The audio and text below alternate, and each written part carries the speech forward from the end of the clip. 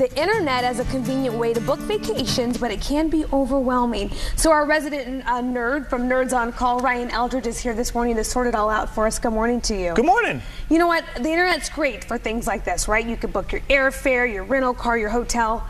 Where do you start? Well, here's the thing is, the first thing you have to know is the internet is a sneaky, sneaky place. Oh. So places like Travelocity, Orbitz, and places like that, they track what you do when you're on their websites.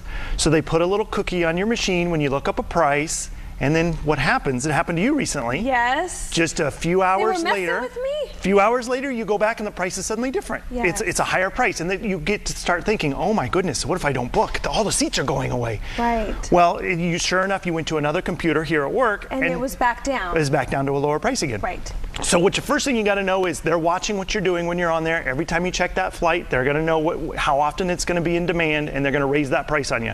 So best thing to do is clear your cache and cookies just before you go searching, and then just before you go buy, clear your cache and cookies again. You can do that in your browser, or go to private browsing mode. Firefox, Internet Explorer, and Chrome all have the ability to turn off all of your cookies and stuff, and you can just do it that way. Okay. So that way you can always save your money. You save $25 just by going to your work. But it went up and down and up and down. And that one time when it went back up, I thought, oh, should I get it? And I waited it out, though. Well, just last year, Orbitz got in trouble because they were charging almost 40% more to Mac users just because you're a Mac user. Okay. Isn't that crazy? Yes. Well, they don't do that anymore, but they do that kind of sneaky tactic. Okay, so timing is everything, right? Everybody knows you should check the couple of days before and a couple of days after, but you really want to make sure you get the best price. A great place to go is bing.com/travel.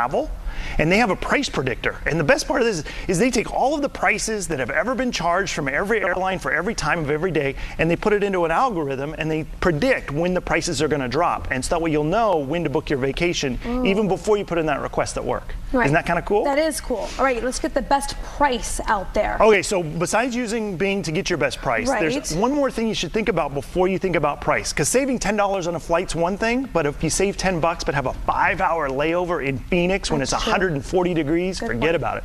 So go to hipmunk.com. Okay, what? Hipmunk.com, Okay. HIPMUNK.com. Okay. All right. Now they have a thing called an what do they call it? An agony factor. And so what they do is they rank your prices. Like that. So you won't always see the cheapest price at the top, but what you will see is the agony factor of that flight. So you might save $10 but have a 5-hour layover in Phoenix. Well, they'll drop that all the way to the bottom so you don't even see it. So because nobody's going to save $10 to stay in Phoenix for that long. That's just ridiculous.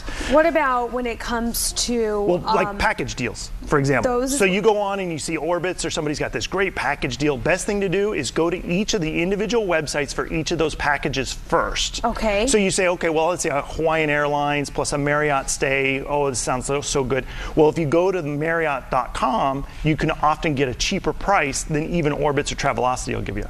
But what about time?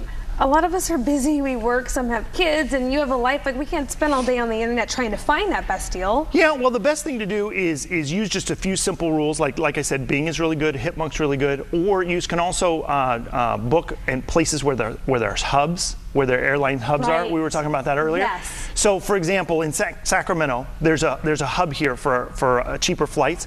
But who wouldn't drive, other than you, just a few miles to San Francisco or Oakland to save a couple $100 on their flights? You have to weigh it out, right? Is it worth driving further? And now AAA has a cool thing called the fuel cost calculator. I like so that. it's fuelcostcalculator.aaa.com, and what you can do is type in the type of car you've got. You can type in your mileage and whatever, and it'll figure out exactly whether it's worth traveling all the way to San Francisco to save $100 on your flight or not. So many things to consider. How far out? What if you want a trip in August? Is it time now to start doing it? Do you wait till closer? Always search, and like I said, use travel that bing.com/travel. Right. That'll give you your best price predictor. Sometimes 3 months is great, but sometimes only a couple of days is better. That's risky. I know, but there's one other way to save on travel that nobody ever thinks about. Okay. Car rentals. Oh. Okay, so oftentimes if you go to a car rental place, you're thinking, oh, it's always the same price. Well, it isn't. It fluctuates just like airline prices.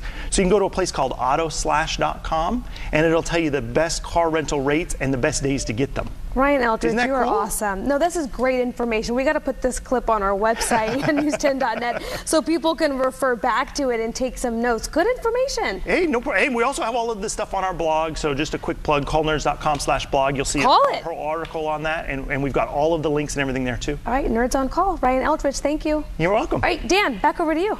Smart nerd. He is. I love him. Smart. Good man. stuff. Thanks, Ryan. Next.